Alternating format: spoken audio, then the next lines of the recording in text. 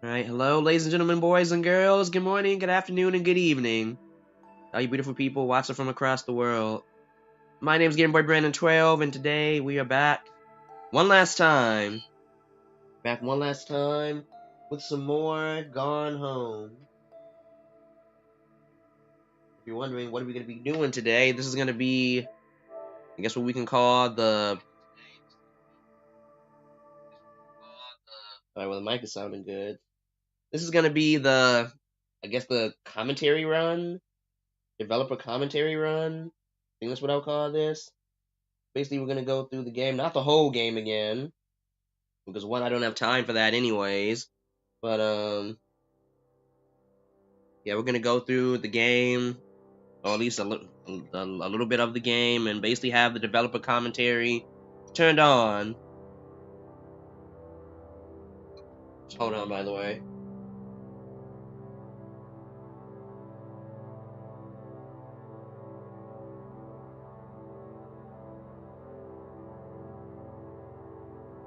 So we're gonna actually hear what the developers have to say about. I'm imagining certain aspects of the game. You know how the game was made, what their design process was, and all that jazz. Can't wait to hear it out. I figured this would be a good way to end the playthrough. I was betting on doing this on my own, but I'm like, I'll do it live with you guys. I would do it live with you guys, because that's how much I love you. We're gonna be going to new game. Yes. Modifiers and commentary. So as I said last time, we're gonna turn every other, I guess, modifier on. So all the lights are gonna be on from the get-go, for those of you who are scared of the dark. All doors are gonna be unlocked. And the commentary. Icons appear throughout the house, allowing you to hear commentary from the game's developers and contributors. I don't know what these icons look like. We don't have much time, so let's get into it.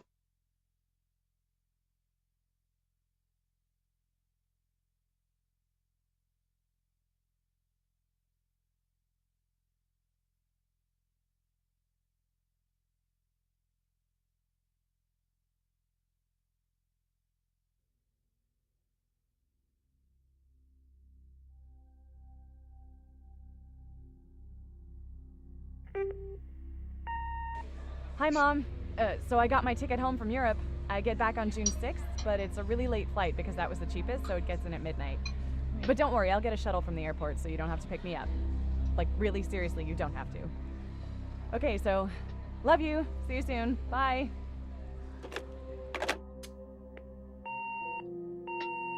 Alright, guys, for the last time, we're going home.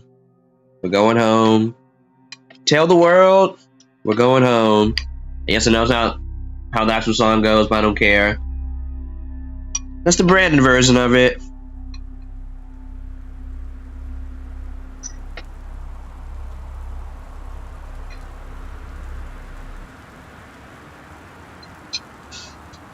Alright, oh. Oh, hello, obvious icon. Floating right there. Oh, there's another one. Alright, let's do this. So Christmas Duck. Christmas Duck is a fan favorite. He's kind of a mascot, I guess, and I think that's partly because it's a weird concept, a Christmas duck, and partly because it's like the first unique thing that you encounter in the game. It's kind of personified as like a little character, but the thing is, Christmas Duck was not planned. When we were starting the project, we didn't have a 3D modeler because Kate came on a couple months after we started, and we needed a bunch of 3D models. And so I was just going through the Unity asset store. So I was going through the list and saw this Christmas duck, and I was like, "What is that?" Okay, and I grabbed it and we used it as like a test object just to set up the system where you can grab stuff and carry it around. And then I ended up saying, all right, we got this Christmas duck, I'll hide the key under it. And instead of replacing the free model with a totally different thing, just made a real version of it. And Carla modeled it and Kate textured it. And we kept them in the game. And For $5.99. His little friend. Good old Christmas duck.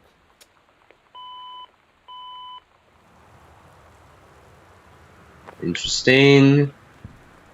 Alright, that was the low of Christmas duck. Alright, now what do you got to say? Hi, I'm Steve Gaynor. Oh, I should have clicked on you first. Fulbright Company. We made Gone Home. I was the writer and designer. And thank you for taking a look at our commentary mode. Whenever you find an icon like the one you just clicked on, you can find out a little bit more about the game. I want to thank everybody who's added commentary. Yanman and Carla, my co-founders of the company, Kate Craig, our 3D artist, Chris Remo, our composer, Sarah Grayson, the voice of Sam Greenbrier, and Shout out to the development team. Thank you for making this game. And Slater Kinney and other awesome bands. So thank you, everybody, and enjoy commentary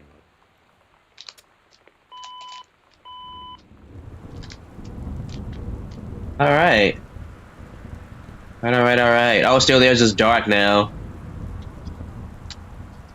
But I'm actually glad they added this. I've never seen a game with this before. Wow. Don't like leaving these. I still don't leave the doors behind me open. Even though now I know nothing's gonna actually come out and jump scare me. Okay, well, all the lights are on. They weren't kidding. All the lights are on. What was that? Wait, hold up. What was the other modifier? Hold up. The lights on, commentary mode. What was the middle one? How did I forget that quickly?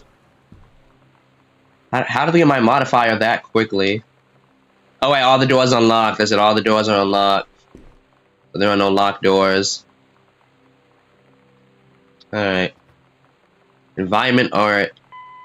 Hello, my name is Kate Craig, and I was creating a lot of the environment assets for the game. Not all of them, some of them I had help with, which I'll touch on a little later, but most of the stuff like the walls and the floors, some of the larger pieces of furniture were my doing, and I'm going to be talking about some of the environmental storytelling aspects in Gone Home. Okay. I feel like I would be remiss if I didn't mention the work that my wife Emily Carroll did on the project. She did the house title image that we've used. Oh, she's married. Wallpapers and for the start screen of the game. She did the loading cassette tape, and she did the maps in the house. And actually, Carla made a font out of her handwriting because we wanted something that was just a little bit spooky, maybe a little ominous, but something that sort of suited the tone of the game. And I was really glad to be working with her, and I was really glad that the other guys were too. We had a really good time. And people have responded quite positively to her title screen, which is something that I really appreciate. I know she does too. Yeah, that title screen is really cool. That was a greatly designed title screen.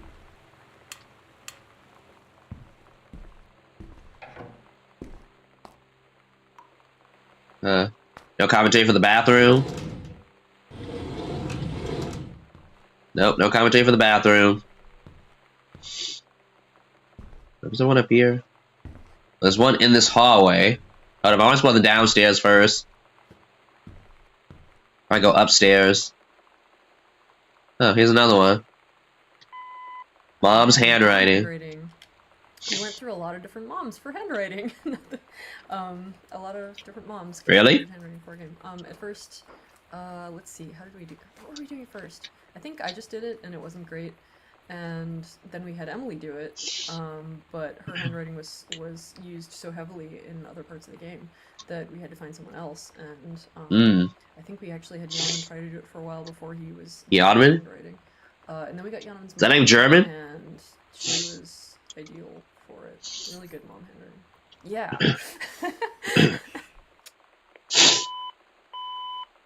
Interesting. That mom handwriting. Okay. I guess I don't put too much thought into, that motherly handwriting. But that's very interesting. So they tried a bunch of different moms. I guess they get that perfect mom that perfect mom motherly font, I guess. And they got, wait, what was the name? Johan? They got Johan's mother to do it, and they're like, oh, this is perfect. Interesting. I almost missed one. I didn't see you over there. Hold up. I can't believe I almost missed you. Here. Thing in this closet? Oh, there is one in the closet. Alright, hold up. Let me do this one. Uncle Harvey. Yeah, the biggest purpose of the card was, yeah, to say, oh, Sam is 17, you know, if you look for this thing. But there's so much, we need so much handwriting in the game, especially for like one-off characters that you don't see their handwriting more than once. And we knew we needed a birthday card from some member of Sam's more extended family that you were never going to hear from again. And so I was like, okay, it could be her uncle. And as an Easter egg, kind of like wink and nod thing, like, we're fans of, you know, the Looking Glass legacy of games and Deus Ex and Dishonored, and so I Okay, I heard of those games. contact with Harvey Smith, who is the lead designer of Deus Ex and the co-creative lead of Dishonored, and asked if he would. I've never played either one of those games, by the way. Sam from Uncle Harvey, and he just took a picture with his cell phone and Yeah, like 5 minutes after you asked him. It was amazing. He was just like, yes, I will do this immediately. Yeah, It was the best. I think, yeah, he took a picture with his cell phone, and it was really cool. Harvey's a great guy, and I love his games, and we're, you know, super honored to have his signature in the hub of the Greenbrier house. Hell yeah. Wait, so that's his actual signature. Uncle Harvey. Oh. Okay, well, it's very legible. Yeah, I've heard of Deus Ex, and I heard of the Deus Ex games and the Dishonored games, but I never never thought about playing them. Actually, speaking of Deus Ex, didn't they just announce some kind of like remaster of well, I guess the original Deus Ex, like coming to the Switch or something? But I swear I saw that like not that long ago. I don't know. Okay, let's see what this one says. The Goodfellow Owl. Oh, wait. This. The high school jacket and the logo generally is... Also, these are pretty much the colors of my high school. Like blue and yellow, or blue and gold, whatever you want to call it. The section of Rapture that DLC takes place in, that we worked on together. But we didn't want to make it look exactly like the owl logo from that game. We wanted I was just starts over. High school jacket and the logo generally is a reference to the logo for Minerva's Den. But if you replay, you don't get subtitles. Rapture, that's weird. That DLC takes place in, that we worked on together. But we didn't want to make it look exactly like the owl logo from that game. We wanted it to be, you know, an homage or a reference or whatever. Yeah, so we decided that since this is a Pacific Northwest school town and setting, that we would go for some native style representation. And let's see. Well, actually, we were struggling with it for a little while because we wanted. At first, I was saying, just make it look like a very, you know, 90s looking school mascot logo illustration that's just cheap, that maybe one of the students did or something. And the direction wasn't good enough, and we didn't really have a good enough example to work from. And then Kate actually came to visit. Oh yeah, that's right. And she suggested, oh, what if it's like a Pacific Northwest Native American style approach? And that really just clicked and made total sense.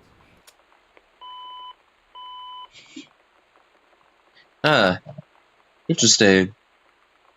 Interesting. A Native American style approach. I mean, I guess. Maybe. Interesting. But yeah, I'm gonna say, like, this is literally the colors of my high school hoodie. The good old blue and gold. Which I think is like, that thing's like all old and tattered now. I still have it. Excuse me. But yeah, I had to retire it. I don't wear it like out and about like I used to, or at least as much as I used to. Very rarely will I actually wear that out. Most of the time I just have it hanging up in the closet just to, you know, keep it. See, I know that thing is like, I mean, it's not falling apart, but yeah, that thing is definitely has seen its fair share of wear and tear. Give me the attic key. Up, here we go. The sunset light in this house is the saddest thing I've ever seen. I just want to sleep. When I'm in the attic, it almost feels like Lonnie could still be here. She's just downstairs. I'm just waiting to hear her pull down the hatch and come running up. Maybe I'll go up to the attic and wait. Just wait. All right, I'm curious to hear what the developers got to say about this. Like, are they gonna comment how we? Yeah, they're gonna comment how we, or how Sam and Lonnie were trying to contact their uncle, doing a little seance and everything. Speedruns. The fact that speedruns for our game makes me really happy, and the fact that, you know, that the 80% speedrun, aka you don't have to pick up anything, just get to the end as fast as possible, has basically been optimized to, I think, 47 or 48 seconds. Even just watching that speedrun is really fun because you see the player optimize. Like, for instance, the fastest speedruns, they don't turn on any lights because it would take a fraction of a second to turn towards the light switch and turn it on and then turn back to the direction they wanted to go.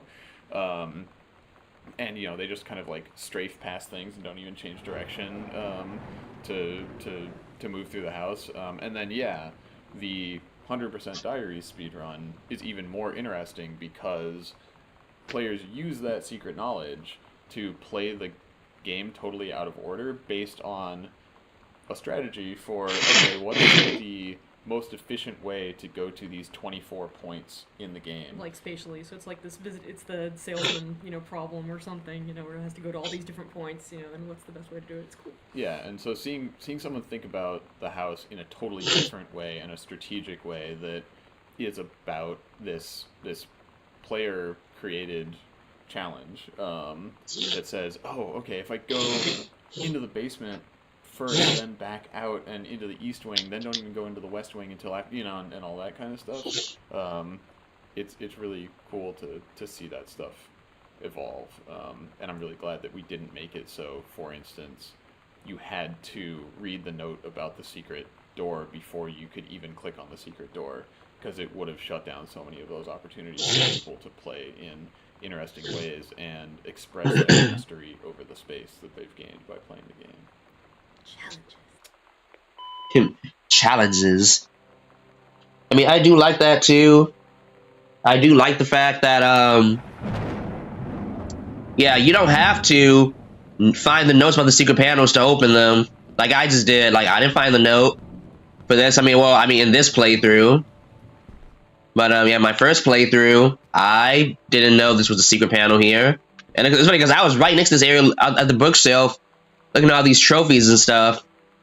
Yeah, like, why would I ever think, oh yeah, this is a secret, yeah, secret panel. Yeah, look at that. Like, this random wall somehow holds a secret. Like, why would I suspect that? So I do like that even without finding the notes, if you get close enough, so you can find these hidden panels and corridors just by yourself. Like, the only time that happened for me in my first playthrough was when I found that secret panel. I might as well show you guys as I slowly walk up the stairs. Yeah, the only time I actually found a secret panel, a passageway on my own, was over here outside of Sam's room. Was it this one? Yeah, this one. Excuse me. And that's only because it just so happened to light up. Like, I was literally just walking by. I was either going to this room or I was going this way to mom and dad's room. Yeah, like I saw it glowing. Like this panel like glowed blue. And like I saw it at the corner of my eye. I'm like, wait, what's this? Because I thought it was a glitch at first. I really thought it was a glitch at first. And then I went back and I was like, wait a minute, like what? And then I started looking at each and every one of these until I saw it turn blue again. I was like, oh. Wait, actually, where'd the cover go? Where'd the cover go? Is it disappear? Okay, normally the panel isn't supposed to disappear. Put back. What the heck? Put back, where'd it go? Oh, I was holding it. Okay, I'm slow. I was holding it. Got a Ouija board. We don't mess with that. Throw it away. Grab this. Yeah, the combo in the locker. Ever Sam's locker combo. Yeah. Like I said, I really don't need any of that stuff. I have the attic key. I could go straight to the attic. Like I said, this is a commentary run. For those of you just tuned in. Also, excuse me. I'm still recovering from being sick, so that's why my voice sounds a little weird and why I'm going to be probably coughing and blowing my nose a bunch. If that grosses you out, I apologize for being a human being. I don't know. Oh, did I explore everything down here? Yeah, I think I did. But as for the whole speedrun thing, I never understood the appeal of speedruns. I mean, I've watched a few myself, sure.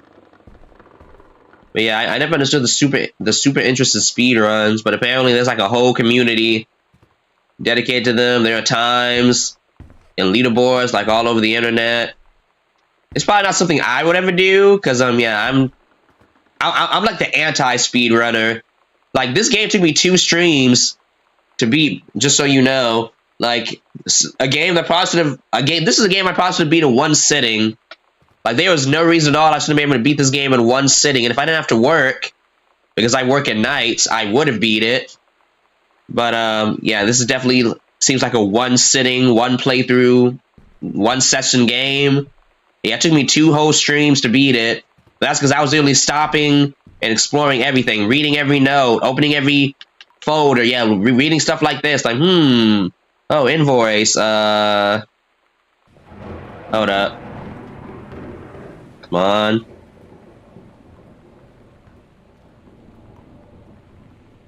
Hold up. There we go. Like, oh, box kitchen. Quantity 5. Boxes master bear, quantity 5. Child bear, quantity 6. Dear Katie, Oh, and I so unlocked much has something. changed, even just since you've been away. You- We moved into this house. I'm in a new school. And my big sister being gone for a year doesn't make it any easier. It doesn't feel real. But I'm not gonna let it faze me. I used to tell you everything, and if I can't do it in person, because you're off gallivanting around who knows where, I'll tell it to this journal. Just like I was talking to you. Thank you, Sam I am.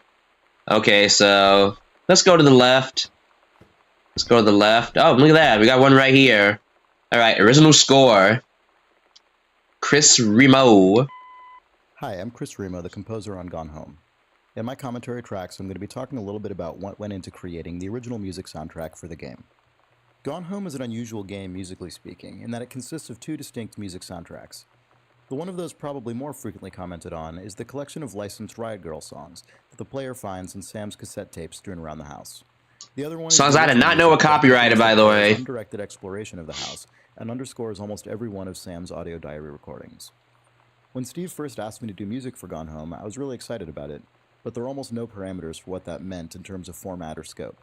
Having played an early build of the game, I started by just doing a few musical sketches with no real regard for length or usage, mainly consisting of vintage electric piano sounds like Wurlitzers and Fender Rhodes. I chose those instruments because I wanted sounds that would feel at home in the era of the game. The Twin Peaks soundtrack used a lot of Rhodes, for example, but would also blend into the background and not share much tone in common with the abrasive Riot Girl guitars. Some of the instrumentation and ideas changed from those first sketches, but they also contained one of the main themes that ended up accompanying Sam's arc throughout the final game. Okay. Yeah, I actually really like the soundtrack of this game. I've been meaning to actually listen to it, which I probably will at work tonight. Yeah, no, I really like the soundtrack. But yeah, seemingly the only like copyrighted music is the actual songs. Like I said, I didn't know they were actual songs or they were original songs. Yeah, because this is not. Yeah, that's obviously not my genre of music, whatever you want to call it. Like, is it technically rock? I have no idea, but and that's not my preferred genre of music. So yeah, I did not know those were actual like real life songs by real life groups. And all. I've never heard of Heavens to Betsy or any of those other groups. So yeah, I was in for a big surprise when both of my streams had like several copyright claims, like copyright. Even the ending song got copyrighted. Which is funny because I muted it for that very reason, but apparently I muted it too late. Also, for those of you who don't know, there's another hidden panel right here. Yep, this one. Oh, there's a thing here too. Excuse me. I was not expecting that. We get more lore about. I guess these stories that Sam wrote. Hold up, what does it say? Continuate. Oh, combinations. Oh, hold up, what is this? Oh, second half of the combo to Sam's Locker. Wow. Okay, I was not planning. I did not mean to do that. I did not mean to do that because I wasn't even gonna bother finding the code again, but I did it anyways. All right, so let's hear what the developers have to say. This is where you find the first half of Sam's Locker, or I guess it's actually the second half of Sam's Locker combo as far as what the piece of paper is. But at first, there were the locker combination sheet was torn into 3 pieces.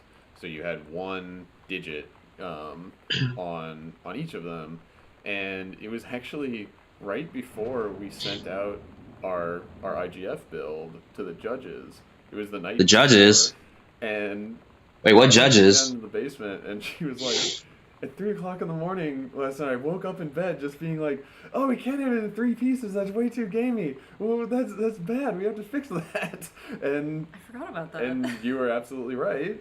And you've had a couple of those. Yeah. Wait, IGF? Woken up by us making a bad decision, kind of moments over the course of the development, and they were all important changes that needed to be made. What judges?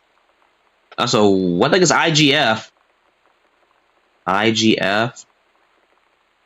Insulin-like growth factor? That is not what they're talking about. Oh, here it is. The Independent Games Festival. Oh. The Independent Games Festival. Okay. So this must be the IGF they're referring to. I see. Alright. IGF 2026. Interesting. Alright, back to the stream. Alright, do we have anything in here? Oh, we do. Wow. Like, these new commentary bubs are everywhere.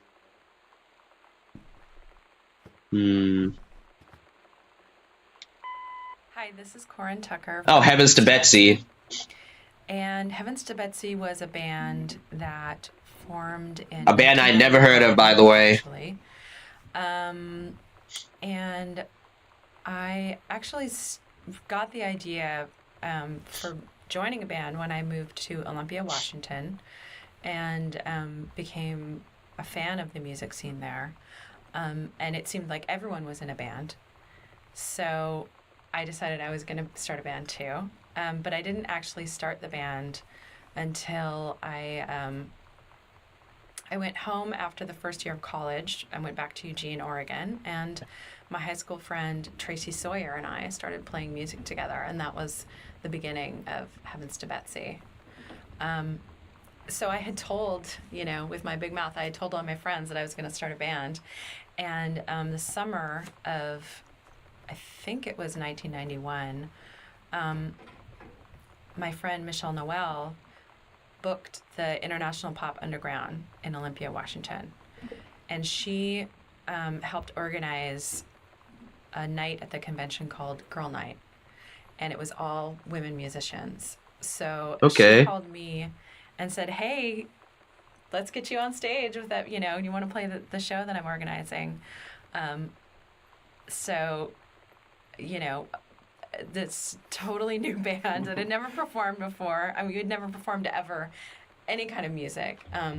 Got invited to play this big show at the Capitol Theater in Olympia in front of all of our musical heroes, right?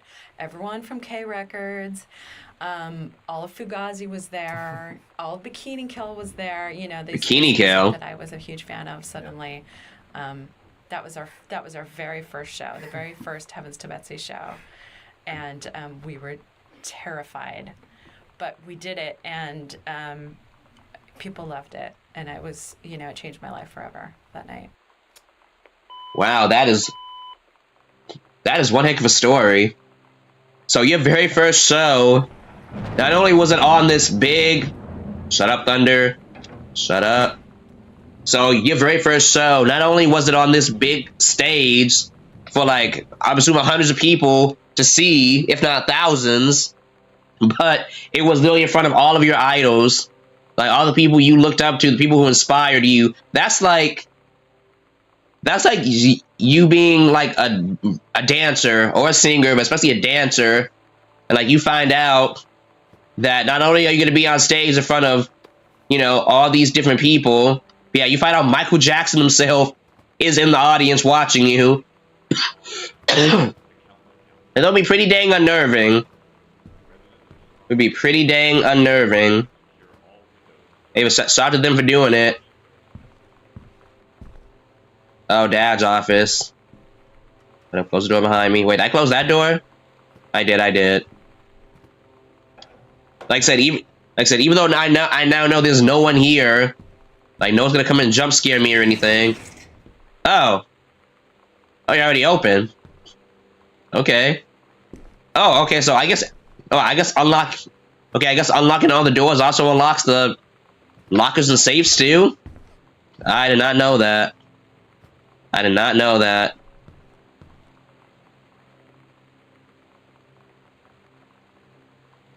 Actually, before we end the stream, I want to see. Dang, there's 3 of them. Look, there's 1, 2, 3. But actually, before we end the stream, I want to see if there's one of these icons for that safe. Because I'm like, I cannot read what that letter said. I don't know how they expect us to read that. I mean, I'm sure it's translated online somewhere, but yeah, that big safe that I had to enter the combination to unlock. Yeah, because that's all in like super cursive, as I call it. Yeah, it was completely illegible, or at least to my eyes. So yeah, I was so curious to see what that letter said. Yeah, definitely in the stream, I gotta go to the basement real quick and see like what that actually says. Let's see if the developers actually tell you what that's about. Maybe not read it word for word, but just tell me like, hey, what does this mean? What is this for? All right, let's listen to this real quick. I, mud. Excuse me. So here's one of Dad's pulpy JFK books.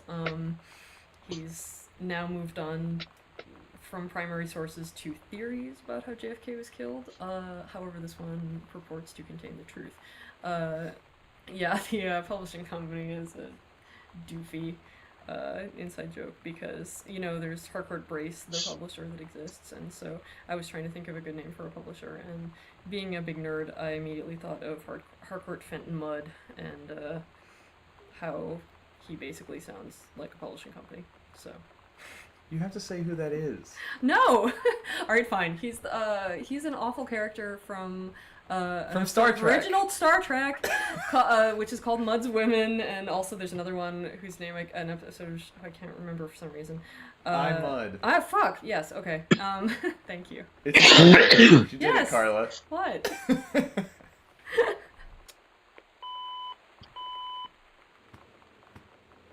Yeah, I know nothing about Star. Well, I won't say nothing. I know some things, but it's like very, very normie information. Like I have very normie information about Star Trek. Like I know the stuff that probably the regular average person knows when it comes to that series. I've seen the memes and everything. Like I know Captain Kirk is. And all of that jazz, and the other guy whose name I cannot remember for some reason. Oh, Spock. Yeah, like I know Mr. Spock as I know the thing he did with his hands. Like I said, just the basic information. Okay, this was like.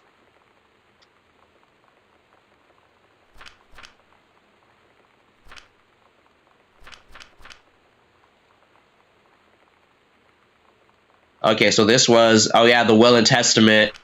Yeah, from Uncle Oscar.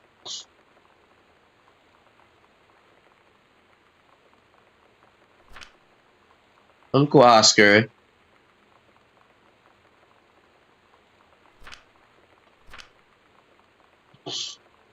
Okay.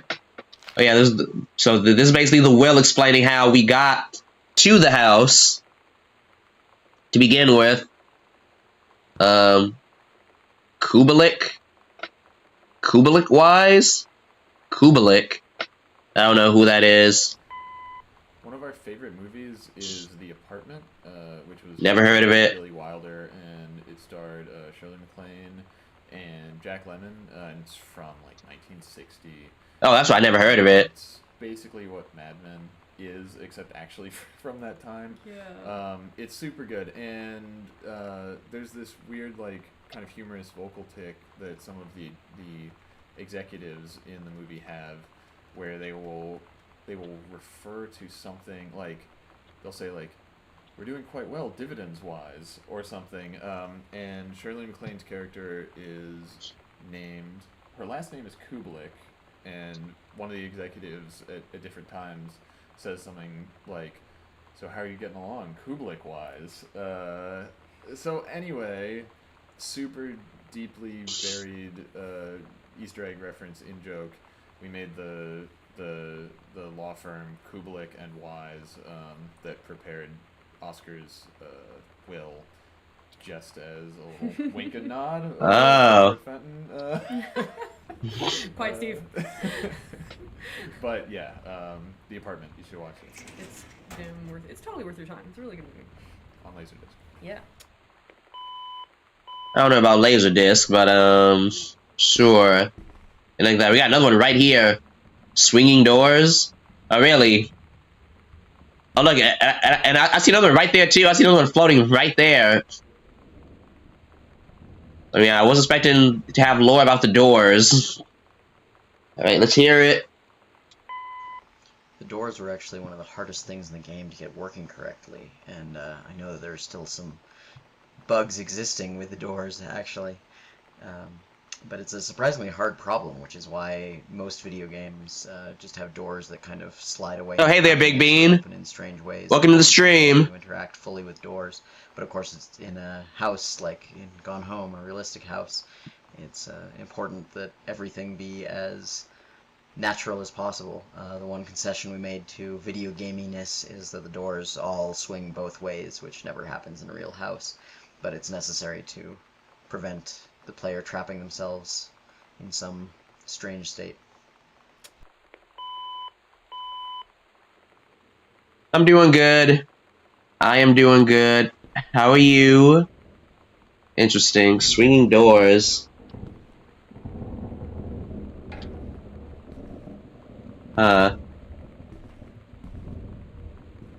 Okay. Oh, is this behind me? Well, actually, I guess I gotta close this since, well, yeah, the other door's already closed. No one can get in here. At least they better not be getting in here. There's one here. Is there one here? Yeah, because there's no hidden panel here. Nope, there isn't. Alright. But they got one down here.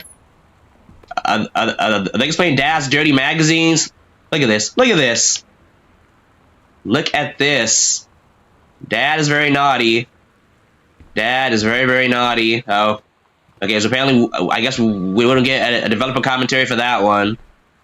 What about this hidden passageway? Ooh, open sesame. Open sesame. Now I wonder, is the light still gonna go out when I grab this crucifix? I do wonder about that, because that's what happened the first time, but I'm getting ahead of myself. Let's do this one. Fresh Magazine. Here we have Fresh Magazine, which is a synthesis and pastiche of Sassy Magazine, which if you haven't looked at it, or if it wasn't, you know, something that you cared about in the early 90s, it was very feminist and, you know, strongly individualist, and actually gave good advice. It was actually really good. Anyway, so yeah, this is the type treatment. The super grungy type treatment is totally indicative. That's how it used to be. Oh yeah, and amusingly, of course, our cover model is Rachel, Steve's wife. I had to. Oh, that's who that is. Her put on this awful light pink lipstick and do the 90s-ist stuff imaginable, and she did it. It was your idea to put a braid in the front of her bangs? Yes. Yeah, it seems like. Congratulations. Oh, thanks. Oh, this is Steve's wife. Okay, interesting. Yeah, because I was wondering, like, okay, are these actual magazines, like actual real life magazines? And if they are, who are these people? But okay, so now I'm assuming all the other magazines are made up too. Assuming these are all just made up magazines. That swing, very interesting. Yeah, this is very interesting. Yeah, look at this. Like, the doors swing both ways. Hold up.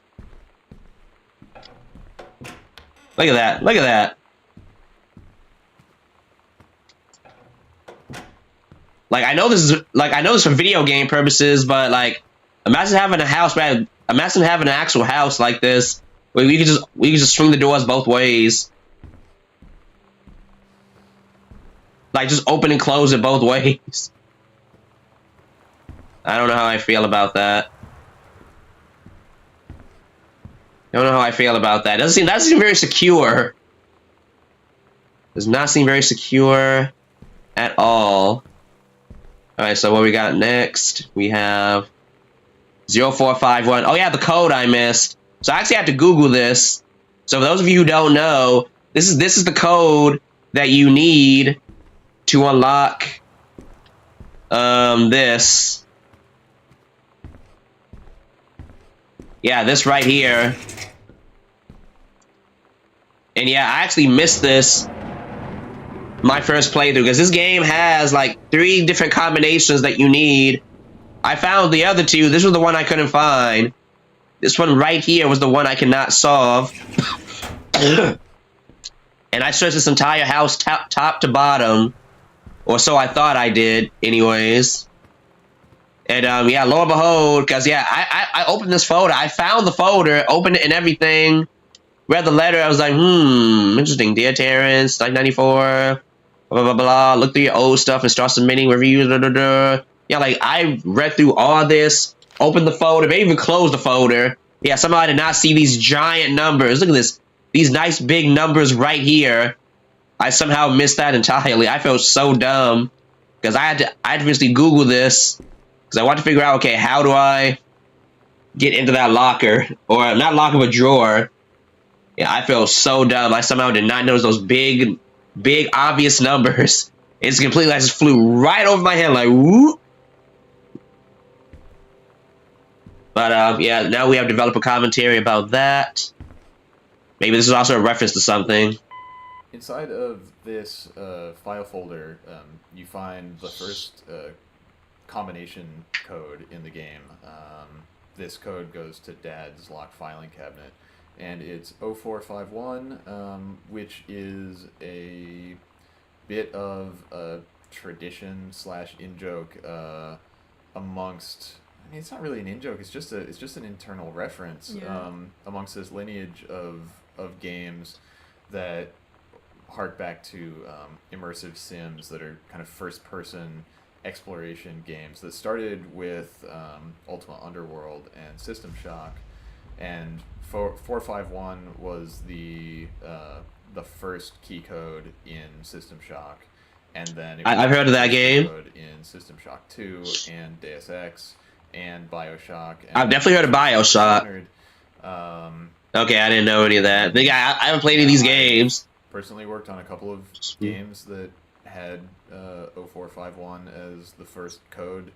Really? And we were really adherent to the tenets of the interactive model and kind of the principles of design behind those games when we were designing how Gone Home works. And so to maintain that tradition, we also made it the first code in our game.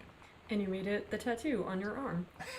I also got a tattoo of 0451 because it is sort of a symbol of this certain philosophy of game design that's important to me. And yeah, this writing, Breaking Canon, is in Emily's handwriting. Emily's handwriting is technically only in the font that exists outside the game. She doesn't actually do the handwriting in any of the characters, but yeah, I had her write 0451 in her very distinctive handwriting, and then I got a tattoo of it and figured I would use that source image as the image that you find on the inside of this folder here. Huh, that is interesting. Yeah, I'm trying to think, like, out of all the video games I played, have I played any myself that had that 0451 in there? I don't think I did. I don't think I did. But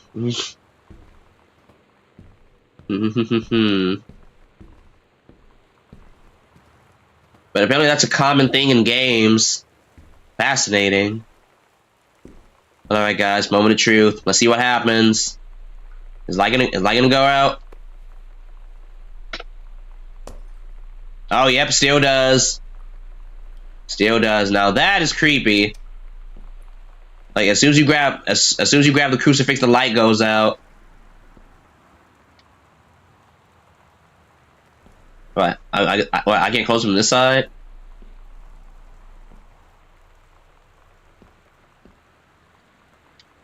Okay. So why can I close it? Alright, get me out of here.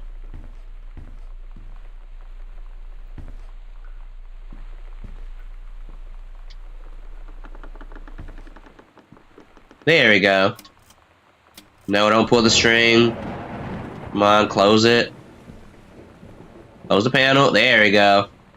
It was kind of stuttering there, but they got closed. Alright. Missing shoes? What? So there's a lot less density in the house than there would be in a real house. Like if you look around your house, there's just junk piled everywhere, probably. Maybe like it's just our house. I think it's most house. Oh, you're right. But so you know, our strategy was you either fully invest in something and you know put like a plausible representation of this aspect of a room in, or you just don't put it in at all. And the player will fill in the gaps between like, oh, these are all the things that represent the kind of room I'm supposed to be in, and it doesn't jump out at me that there's no toilet plungers in the bathroom or whatever. But the biggest... Oh, I didn't even notice that. That I think actually totally worked, because no one has ever called it out, I know. is, surprise, think about it, there are no shoes in this house. Oh, there aren't! Where's your brain now? and I don't think anybody's noticed it, and I think it's because... if we had put one pair of shoes or two pairs of shoes, people would have said, where are all the rest of the shoes? Right. But really, to have a plausible house, Mom would have to have 10 pairs of shoes and her work boots, and Dad would need to have some tennis shoes and some work shoes and so on and so forth. So we just said, there aren't going to be any shoes, and we hope nobody notices. Oh, wow. Wow, that is crazy, because I never noticed that. Yeah, like, I never noticed that, because I'm looking at all these clothes all over the floor. We have shirts and pants and bras and... I don't know, guys, look at this. Look at this. You see what this is? See what this is? Yep, nice and lubricated. And ribbed for her pleasure. Well, maybe it's not, but still. On the floor. Oh, there's a thing in here, too. Oh, if we listen to that... Yeah, I did not notice that. Like, yeah, there are no shoes anywhere in this house. And I explored this place top to bottom, room by room. And yeah, I did not see even so much as a sneaker. I didn't see so much as a sneaker or even a flip-flop. And I never made the connection. Like, I never made the connection that, oh yeah, they probably just didn't program any into the game. They just didn't put any in the game. But yeah, no, they're right. Like, no one called them out on it, apparently. No one noticed. That is kind of wild. That is kind of wild. Yeah, because they're right. Had it been brought up earlier, it probably would have drew attention. Or had they even had 1 or 2, I mean, in the game, it probably would have drew attention to it because they didn't put it in to begin with. No one thought about it. Nobody thought about it. Wow, that is interesting. Condom? Oh, it's about the condom. I was like, okay, I was thinking to myself, okay, this has to be about the condom. It has to be. The life cycle of the condom. That's not a real thing, Steve. The life cycle of the condom. All right. By Carla Zamanja. Is as follows. Initially, the condom was a separate plot point. It was an actual plot point. We gave it to Lonnie, and we had Sam find it in Lonnie's purse, and it made Sam worried about what the hell she was doing with it, etc. And that was sort of a wedge to drive them apart when that was the storyline, which it no longer is. And because we decided we hated it. But I had already made the condom asset, which I'm actually really proud of. I really like that condom. It's really good. Also, I think Nero is a really good brand for condoms. Anyway. Yeah, it's a play on Trojan and everything, but it obviously works. And but it's, it's the whole, like, notably decadent, right, it's like, yeah. Anyway, I like it. Yeah. I'm proud of this thing.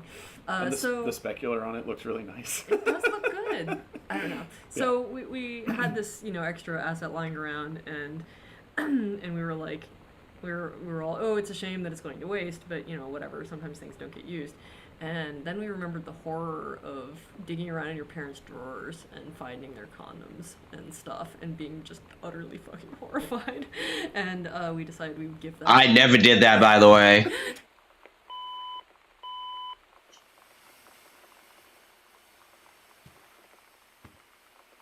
Yeah, I never did that, by the way. Never. I never dug through. Well, I mean, I dug through drawers, sure. Again, I guess I never did that because looking back as a kid, I'm like, looking back as a kid, I did dig through drawers all the time. I can't even say that. I did dig through drawers all the time. I think we never found condoms though. I think we never found any kind of condoms or lubricant. Because Lord knows I would have definitely been traumatized if I did.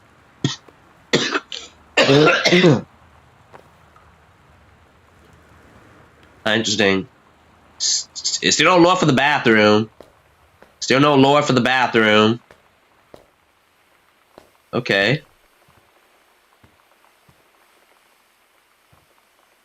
Mitten. Oh, the cat. One of my favorite things that came out during development was someone wrote an email mistakenly referring to Mittens, and Steve replied in the voice of Katie, saying, "Just Mitten. She's only one cat, Mom."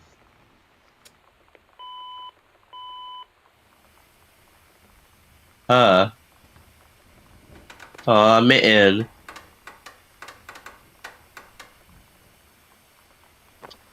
Like, where is Mitten?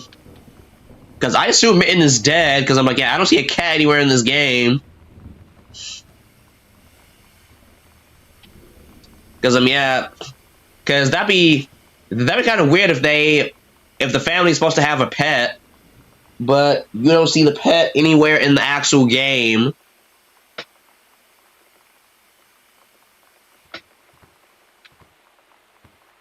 Hmm. Yeah, no, that'd be kind of weird if you see, yeah, if they mention having a pet, but you don't actually see the pet in the actual game. And let me go back this way. Since I'm upstairs, apparently. Since I end up upstairs anyways, let me listen to this one. Composition process. We never really discussed Hi, the Mr. idea of Reno. individually scoring each audio log ahead of time. I just got an email one day from Steve. That's how you spinning down here. Round of voice recording with Sarah Grayson, who did an amazing job as Sam. And he said he'd been thinking about the idea of giving each log a piece of music to ground it in the proper tone. So I just started doing these short 20 to 60 second pieces, and that ended up being the bulk of the work for the game. It was a very iterative process. I did them in the order they were recorded, and I would just keep sending revisions of each log to Steve, taking his feedback, modifying the piece, and sending it back. Especially at the beginning, the feedback was almost always pull it back more. I've never done music this subdued before. Even more so than most game music, it primarily exists to quietly suggest a mood and tone to the player. Sarah's voice is always the main audio content. The game soundtrack I worked on previous to this was Blendo Games' 30 Flights of Loving, which consists of some really huge, bombastic, brassy pieces. So switching gears to Gone Home and constantly hearing pull it back, less melody, was surprisingly challenging at first. But over time, I think Steve and I developed a pretty good rapport. For the most part, the diaries required fewer revisions each time. And it's always a good reminder in a collaborative endeavor that your contribution only exists to make the whole work better, not to be seen or heard unto itself. Yeah, that's a great mentality to have. Because, yeah, when you're doing, like you said, when you're doing a collaborative effort, yeah, you need to always think about the whole and not the part. Like, think about the final product and how to make the best version of that final product as possible. Because that'll pay off way more than people focusing on, you know, this one specific song was like really good. Because I agree, Sam definitely made the right call when it came to telling him to pull it back with the soundtrack. Because the main focus of the game should have been, Sam and Lonnie and their love story. You know, the music, like the song playing now, like, it just adds a bit of background ambiance. You don't need anything super loud or super catchy, to go along with this game. I actually really love how the soundtrack is just quiet and subtle. Inspirations. Oh, Corin Tucker. I don't think we've heard from you before. We've heard from Sam, Carla, and Chris. Am I forgetting someone? Those are like the main three. I think it's a new person. I had seen Bikini Kill and Bratmobile play their first show at the North Shore Surf Club in Olympia. That was Valentine's Day, 1991. And I was kind of blown away by the incredible rawness and the honesty that they wrote with, and the kind of flippancy that they had. I thought was really interesting. But to have the opportunity to talk about all of these issues that are really important to young women, I thought was really special. And I thought that... Ah, dang it. It's weird hanging out with girls. I just want to look at it. No. And other girls? I don't know. But being around Lonnie is like instantly just right. I gave her the grand Psycho House tour and took my revenge on Super Nintendo. And it was like, I don't know. I finally found someone I feel normal around. So it was the I SNES. drove her home and she gave me this tape and said, "You have got to listen to this." I haven't stopped playing it since. I forgot that was one of the audio diaries here for Sam. Sorry about that, guys. But okay, so she says Super Nintendo. So that was the SNES. I mean, I figured given the time period, it had to have been either the NES, SNES, or the N64. I didn't know which one because I also don't remember, you know, what years all those came out. But I did definitely knew it wasn't the GameCube. Definitely knew she was talking about the GameCube or the Wii. Yeah, because that was my generation. And this game clearly takes place in the past. So hold on, when did this... Oh, like, when did I come home? Hold up. Is there a date on here? Yeah, 1995. Okay, so this game takes place a little before I was born. Like 2 years before I was born. But still, though, I know for a fact the GameCube and Wii were like early 2000s. Alright, let's resume this one. I had seen Bikini Kill. And I hate the subtitles only play the first time. At the North Shore Surf Club in Olympia. That was Valentine's Day, 1991. And I was kind of blown away by the incredible rawness and the honesty that they wrote with, and the kind of flippancy that they had. I thought was really interesting. But you know, to have the opportunity to talk about all of these issues that are really important to young women, I thought was really special. And I thought that what they were doing was taking the kind of intense feminist ideas that had become popular in the 70s with, you know, SDSS, and now, I mean, those really, you know, incredible ideas and the ideology of feminism, but they were putting it into a language for today, you know, for the 90s, I guess. I mean, that was 20 years ago, but it was for young people, and it was to relate to topics about sexuality, about sex, about sexual abuse, about sexism and harassment, and all these things that are all important subjects, important for young women, coming of age and becoming sexual beings that are really taboo to talk about.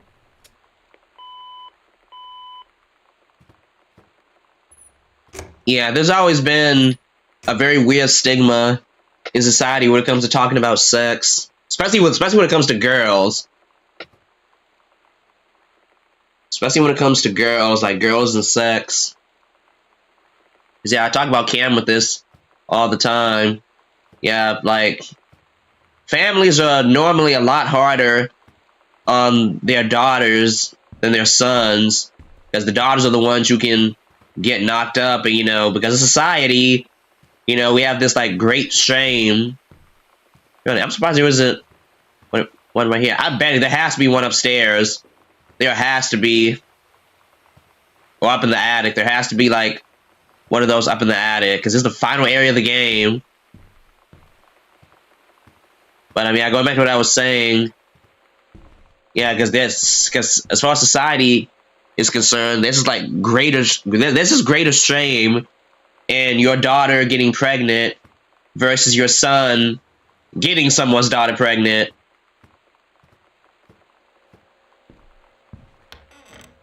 Because yeah, that's like I don't know, I guess an ultimate symbol that you failed as a parent. You know, your daughter's, you know, running around, opening her legs, loosey-goosey. Oh, lock's already open. Yeah, your daughter's running around, opening up her legs, loosey-goosey. You know, is getting knocked up. You know, why didn't you raise her better? Da, da, da, da, da. But I always found it to be a bit unfair. Because in my opinion, I'd be just as upset. I mean, I don't have kids yet, but if I did, I'd be just as upset if I found out that my daughter was pregnant, or my son got someone pregnant. I'd be equally upset. I would be more upset at one or the other if they were, especially if they were minors. Well, I mean, I guess if they're adults, I wouldn't be upset, because why would I? But yeah, if they were minors and they were pregnant, getting people pregnant, I'd be very upset, because I'm like, yeah, you used to be focused on school and your education, your future, and not, yeah, babies are making babies.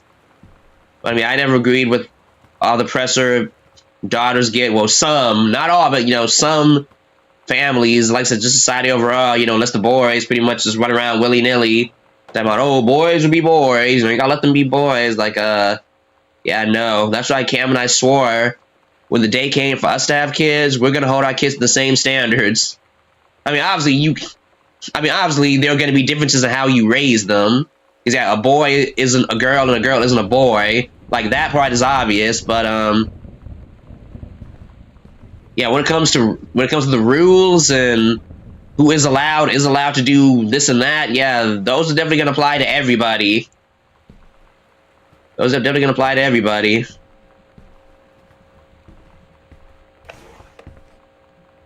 Oh, a copyrighted cassette tape. Never touching you guys again.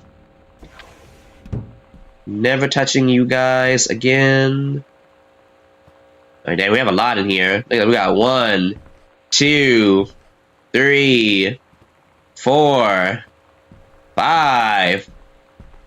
Oh, we got 6? I didn't even notice this other one. Oh my goodness. Dang, there are a lot of Sam's room.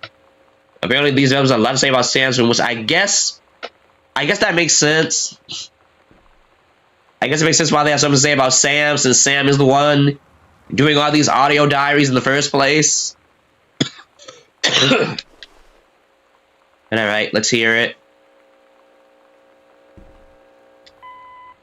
Around here, you will find Alright. Sam's Super Nintendo cartridges that she left behind. Obviously, for legal reasons, we couldn't put real games in.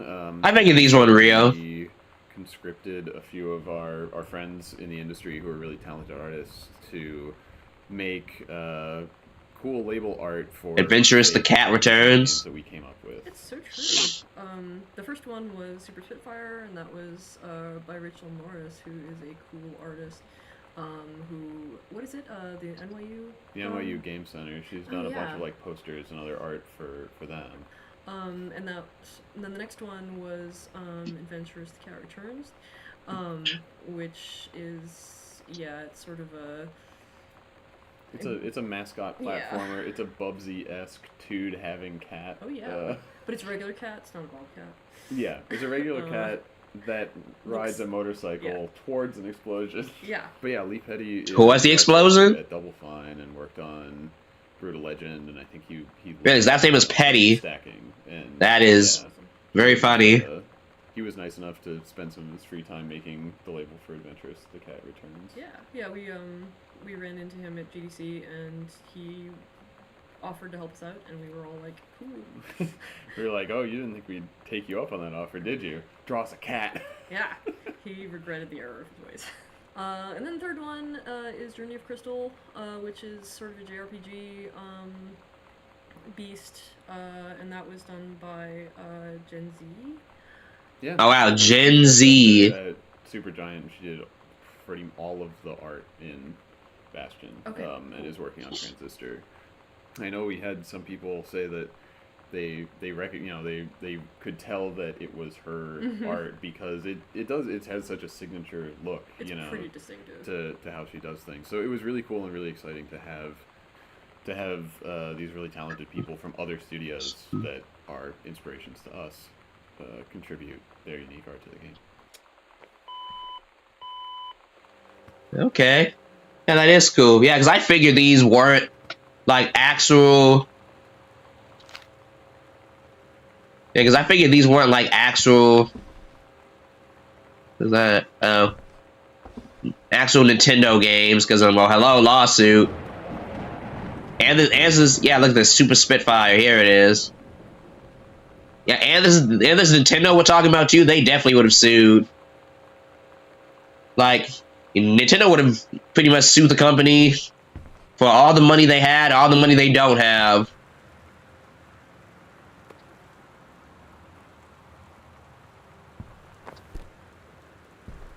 They would have sued for everything. Heck, they probably would have bankrupted the company. They would have sued them so hard.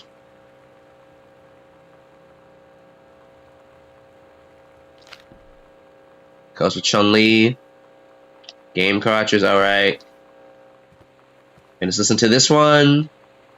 Stereograms? So these are stereographic? Stereoscopic? Stereogram? Stereographic. Yeah, these are stereograms. I have no idea what these are. Stereogrammatic. Yeah. Stereograms, popularized by the Magic Eye brand of images from, the 80s and 90s. I mean, they look colorful, these really which I like. work. Like, if you cross your eyes and you can do a Magic Eye image, you can see what's in these. Spoilers. They are. Well, as I recall, there's a cool shark. And? I don't remember what the other one Carla! Hey. is. What? It's a big heart. Okay. Wait, if you cross your eyes, what? And that's true for a lot of people. So the two instances of people not being able to see those images are they just can't do them, which a lot of people just can't do them, or they were born in the late 90s or after the 90s. Like I and was. played our game and didn't know what the hell these things were. Yeah, they're like, what is this weird static shit? Yeah. Well, I thought so it was good. like we got some messages that were like, I thought it was just a weird drawing. So good. So That was definitely me. yes, as you That get was older, definitely me. You can't hear really high-pitched sounds anymore, and you know what Magic Eyes are still. It's the circle of life. Interesting. Yeah, I had no idea what these were. So hold up. If you distort your vision, you can see like one giant shape. Really? Yeah, because I was definitely born in the late 90s. I was born 1997, so I had no idea what the heck these things were. Hold up. So you can distort if you distort your vision, you can see a shape. Huh. I kind of want to try that out. Alright, I'm going to look at this for a little bit.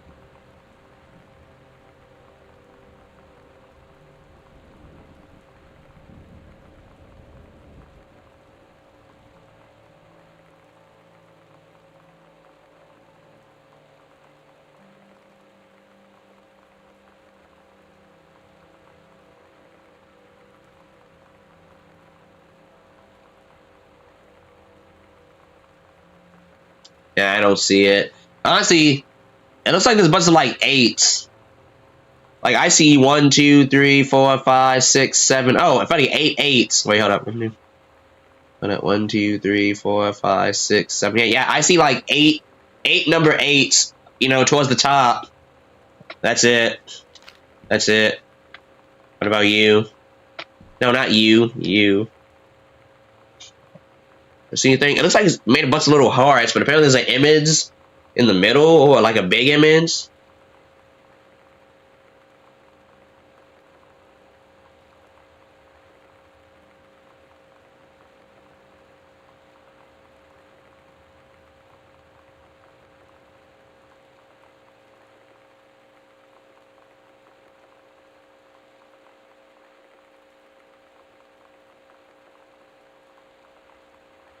Yeah, I don't see anything. I can't do these. I cannot do these. I don't see anything at all. My eyes have failed me. I don't know if that means my eyes are really good or really bad. Wait, so this one is religion. Oh boy. And got your number. Let's do religion. There's one in here. I had to be sure.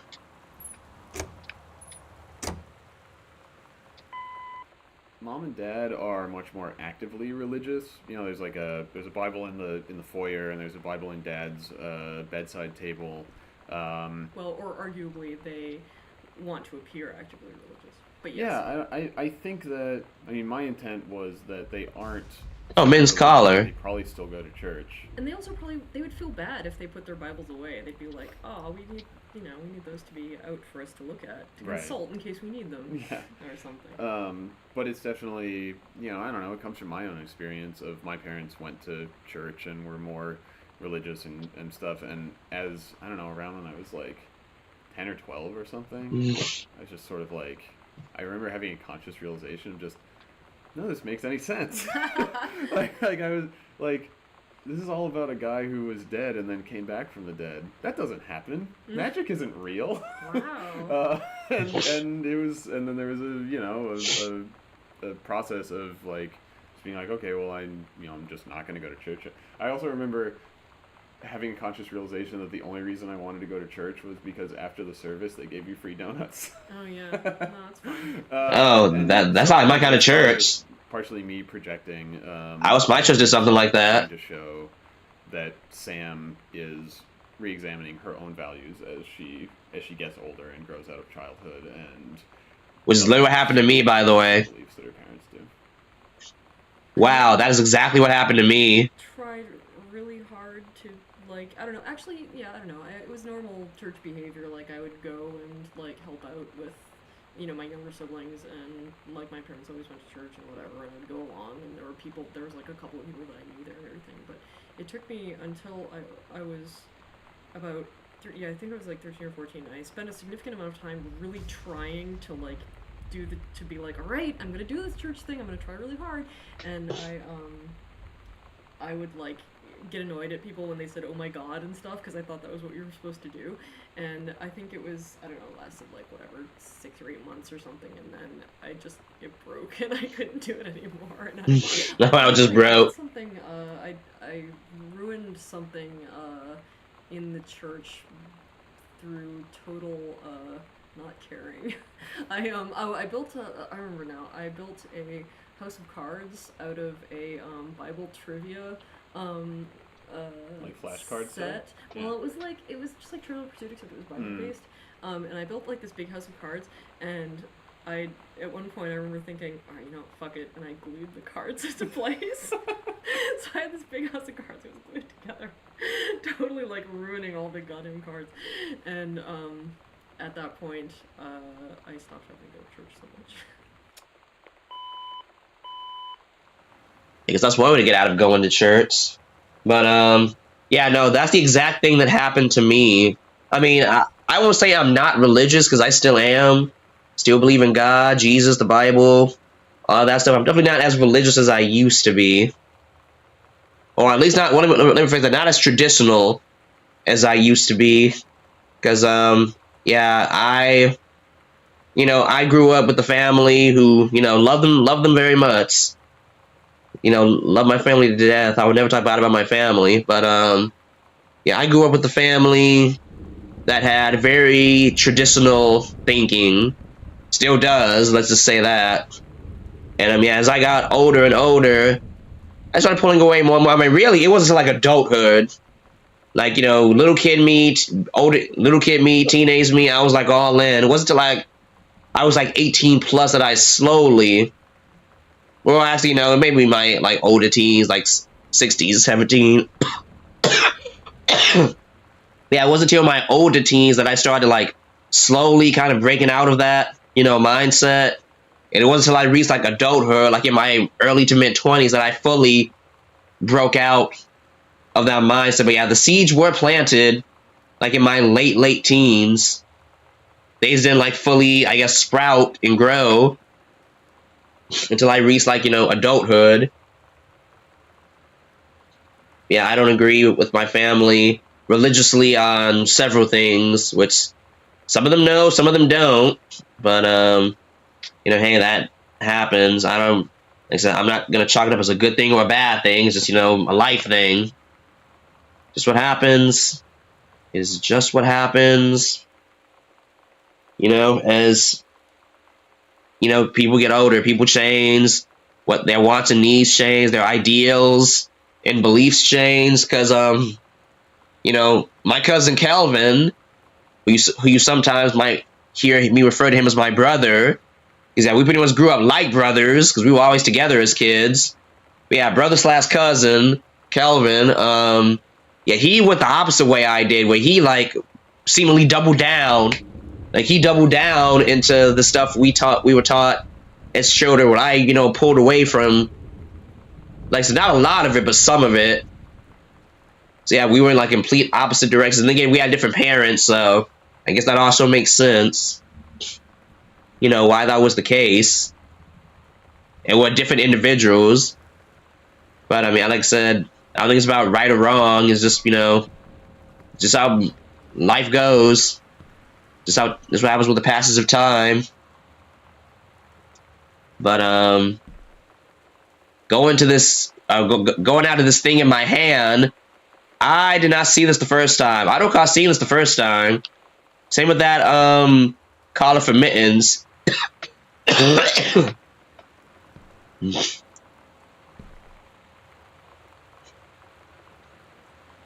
Because, yeah, now I saw the one for Katie, which is, you know, the character I'm playing as now. You know, that one was in the basement. Yeah, I don't recall seeing one for Samantha. So as soon as I got done with my spiel, I was like, okay, I gotta read this. Okay, so we got Samantha. S is for special. A is for adorable. M is for Mary. Also, I remember doing stuff like this in school all the time. I think I did this for my own name. I don't think I did it for anyone else's. But yeah, I remember doing this in elementary school. M is for Mary. A is for affectionate. N is for nice. T is for thoughtful. H is for honest. A is for admirable. That is very sweet. Very, very sweet. Like I said, I don't know how I missed up the first time. Alright, so now let's hear what this one has to say. Got your number.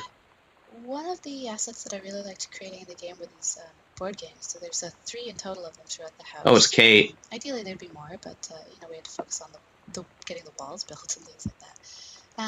But I really like them. They're just a simple extruded cube. There's something about environment design that's really fun. There's a really goofy aspect of it where you have to create fake brand names. You have to create fake toys and fake storefronts. Maybe my favorite. Yeah, you do, because if you don't, you gotta pay. Going through the shopping mall, there's one way or another. Either you gotta pay the company directly or pay in court. But this one is a parody of Dream Phone, which is a awful game that came out in the early 90s, where you sit around a table with your girlfriends and you pick up this plastic pink phone and call these sexy boys, and you see which one likes you. It doesn't really suit Sam's. Man, board games were weird in the 90s. Maybe it was given to her by a well-intentioned relative who doesn't quite have her personality down. And maybe she played it once on a lark and then you know, put it in the closet, and that's where it stays. Yeah, board games. Board games were weird in the 90s or early 90s. Heck, maybe all the 90s.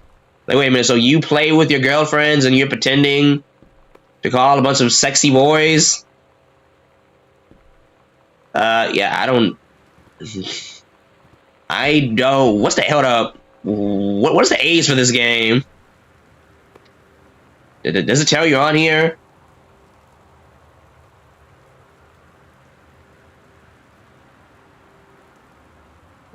So 3 to 5 players, let's say 9 and up. 9 and up. I don't know how I feel about that game. Like I said, it's just weird. It's just weird. Or maybe that's just me. I'm sure there are those of you who were kids in the early 90s and, you know, you love that game. Or maybe not. I mean, Kate said it was awful. So maybe that game isn't fondly remembered.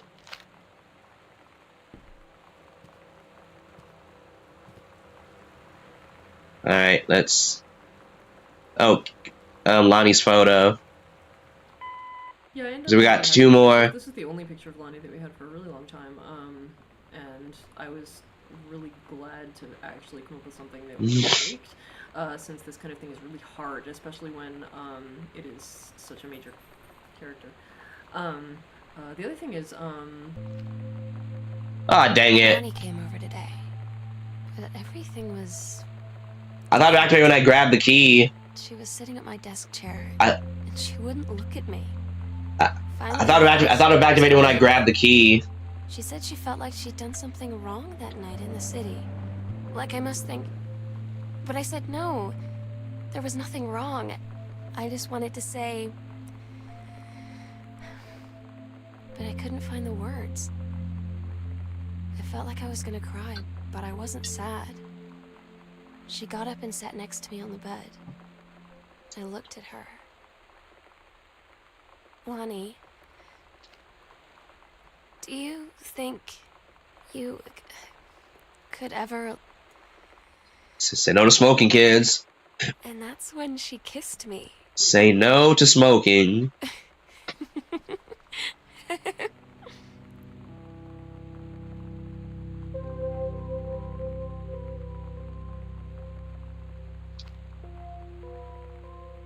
Do do. Do do do do do. Do do do do. Yeah, see how the music, like I said, it adds to. Oh, sorry. There's nothing wrong. Nothing in the backpack. Yeah. So yeah, the music adds to, these audio diaries. Like it doesn't try and overshadow them or feels like it's getting in the way. You know, it complements them perfectly, which was that was the intention from the get-go. Wait, this is this audio diary that I interrupted because I swear last time it triggered when I got the key, but apparently it was when I got the photo.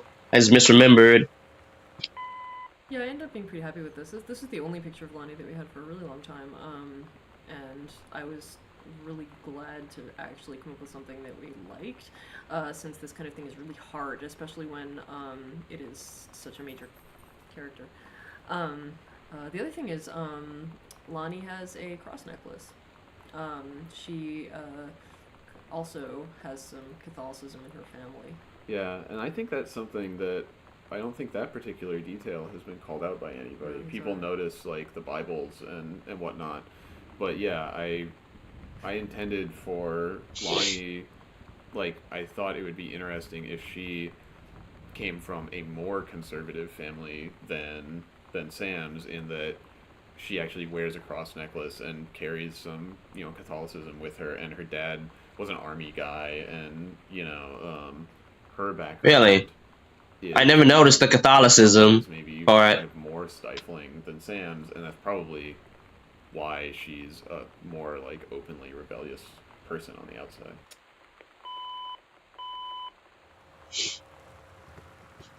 Yeah, I did not notice the Catholicism aspect of Lonnie at all. Oh yeah, it is right there. Yeah.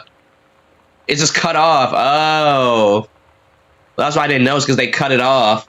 Yeah, but you can see, like if you look closely, you can see the necklace around the neck. You can see like the top of the cross, like you can see the top half of the cross. I'm like, wow. But because it was cut off, I didn't notice. I imagine a lot of people didn't notice either. Wow, that's not really what they said. It says a lot of people didn't notice either, because it was cut off. Interesting. Yeah, it's funny the things these developers sneak in. Well, funny but also impressive. The things they just sneak in without us noticing, or without us really paying attention to. Was I guess same thing. I guess same thing. All right, what's this for? Phaedrus Motors. I was one of the hosts of the Idle Thumbs video game podcast for a year or two, and I go on there, and every once in a while those guys are my friends. And I didn't want to put Idle Thumbs references all over the game, but I did want to have Idle Thumbs references in the game, so we localized them entirely to this one piece of paper. So almost everything on here is an Idle Thumbs reference, and specifically to a weird exchange that we had about Will Wright's GDC talk in like 2008, where he didn't want everybody to show up and crowd the place, so he gave his speaker name as Phaedrus, and then did a talk about a bunch of crazy stuff, including the idea of rocket mail, which was going to be like done by it was pitched by the U.S. Postal Service in the 50s and stuff. So, and then the thing on the podcast was about how Phaedrus had a little brother, and so anyway, whatever. The brother, of course, it's a Phaedrus, and you can't hardly see the icon in the back because it's obscured, but there's this 50s rocket icon in the back that's like the logo of Phaedrus Motors, and then also it's the reference that Will Wright was making, and that is a secondary reference here because it's a motorcycle thing, is that in Zen and the Art of Motorcycle Maintenance, the book, the author is having kind of an ongoing exchange with this character of from Greek history called Phaedrus and motorcycles and blah blah blah. So it's a big knot of obnoxious references to lots of different stupid things. Okay then. That was definitely interesting. Alright guys, we got Probably time for one more. I really want to look at that pointless interactivity one. Like, I really want to look at the one that was about pointless interactivity. Because that was like going to be a funny one. Because yeah, there's a lot of this stuff. I'm like, okay, what's the point of interacting with this? I guess to make the game feel more authentic. Hold up, I gotta go to the basement real quick. I mean, this would be the perfect shortcut. This would be the perfect shortcut. Randomization. But and like I said, because there's a trophy saying, "Oh yeah, open the secret password from the outside." I'm like, how though? There's nothing here. There's literally nothing here for me to do on the side. So how do I open it? How do I open it? Unless they're talking about another secret passageway. I swear it was that one. Yeah, I gotta go to the basement. It's like I said, I have to know if they say anything about what was in that safe or what that letter actually said.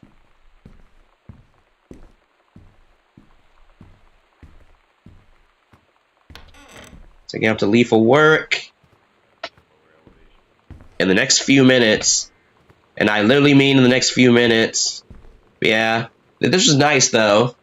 Because I already knew I wasn't going to have time to go through the whole game again. You know what? I want to go through the whole game again. Yeah, I figure we just check out at least a good deal of these developer commentaries. Like I said, give the developing team, or give the development team some love. But yeah, is this where the one for Katie was? Yeah, it is. Yeah, I found this one. I never saw the one for Sam. That was in her closet. The furnace. Interesting. Though some of these do have me curious, though. Canadian mom. Riot Girl. Katie intervention. You know, some of these do have me curious. Oh, there isn't one? Are you serious? Really? There isn't one.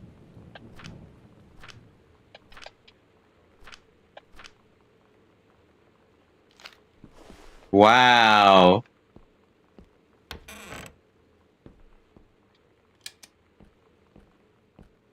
Wow, developers. Wow. I thought for sure they would have something here talking about this. I thought for sure they would. No, apparently I'm wrong. I don't know what the heck I'm talking about.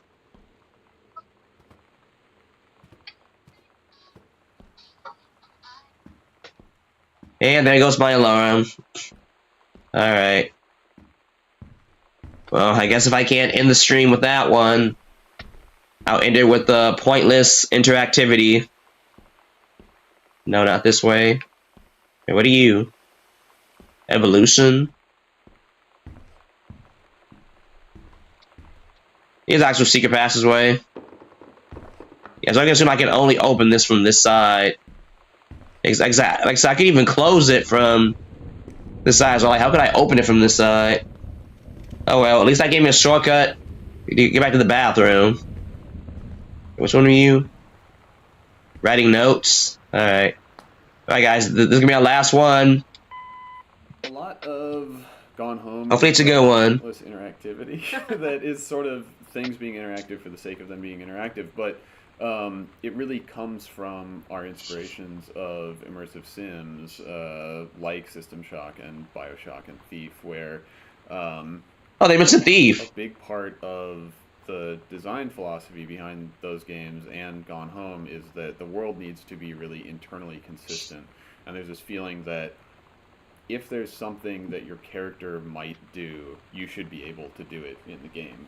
So in Bioshock, for instance, you can flush all the toilets and you can turn on all of the faucets, and that's also true in like Deus Ex and Dishonored. Like, and sometimes, you know, like the water fountains in Deus Ex give you like 1 health or whatever, but really you can interact with them because there's this expectation of, if you could interact with that, if you encountered it in this world, we should let you do that, right? So, you know, all of the faucets in our game can be turned on, and they are just they can be turned on so that you can turn them on and you can flush all the toilets, and it extends into Like this.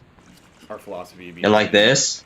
you can pick up every plastic cup and toothbrush and Kleenex box, not because Yeah. it's going to add a whole lot to your understanding of this world to be able to look at the underside of a cup, but to pay off that expectation and say to the player, yeah, you... Oh, really? There's one down here.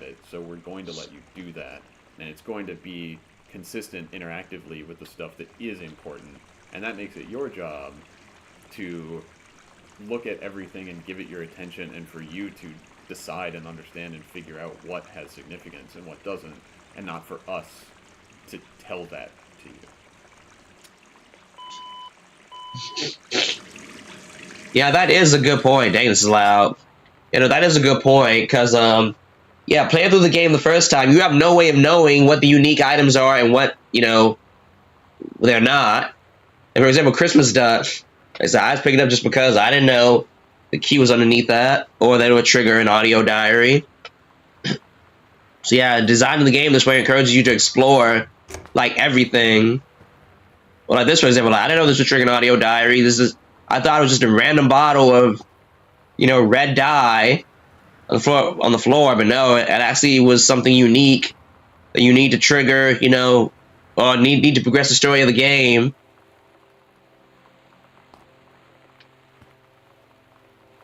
All right, guys, that's gonna have to be it. I gotta go. This is gonna be the end of my third and final stream for Gone Home. Like I said, this is gonna be the end of our, I guess, like I said, commentary run. I think that's what I'll call it. But yeah, shout out to Fulbright Games. Shout out to Steve, Carla, Kate. That one lady whose name started with a C. What was her name? Dang it, I don't remember her name. But yeah, so anyway, shout out to the whole dev team. Like I said, thank you all for making this really fun game. And thank you all for coming to the stream and watching. And thank you to those who watch it afterwards. Like I said, don't forget to like and subscribe.